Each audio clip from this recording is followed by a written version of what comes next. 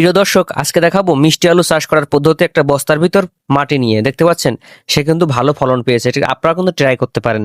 তারপর দেখতে পাচ্ছেন হাত দিয়ে দেখেন ধানের যে আগাছাগুলো সেটা কিন্তু পরিষ্কার না করে তারা একটা সিস্টেম ব্যবহার করছে। সেখানে কিন্তু হাতের কোনো ক্ষতি হবে না। দেখতে পাচ্ছেন কত সহজ।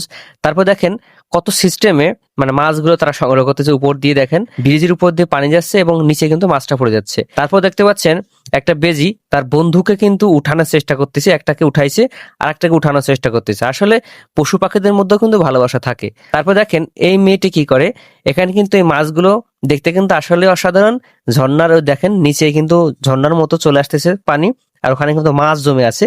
এই মাছগুলো বিশেষ করে আমরা কিন্তু খাই না, দেখেন এগুলো কিন্তু তাদের অনেক প্রিয়। তারপর দেখতে পাচ্ছেন একটি বিড়াল দেখেন কতগুলো ছানা দিছে। তো এখানে কিন্তু সে কিন্তু অসুস্থ।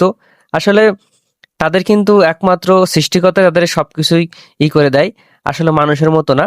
দেখেন একটা লোক তাকে কত খাওয়াচ্ছে, আদর যত্ন করতেছে, এবং বাচ্চা এবং বিড়ালের যে যতগুলো বাচ্চা আছে এবং মাকে সাথে করে নিয়ে দেখেন একটা কোথাও যাবে, এবং বড় বিড়ালটাকে দেখেন খাবার দিচ্ছে। সে কিন্তু অনেক অসুস্থ, বাচ্চা দিছে, বাচ্চা দেওয়ার পরে কিন্তু আসলে অসুস্থ থাকে।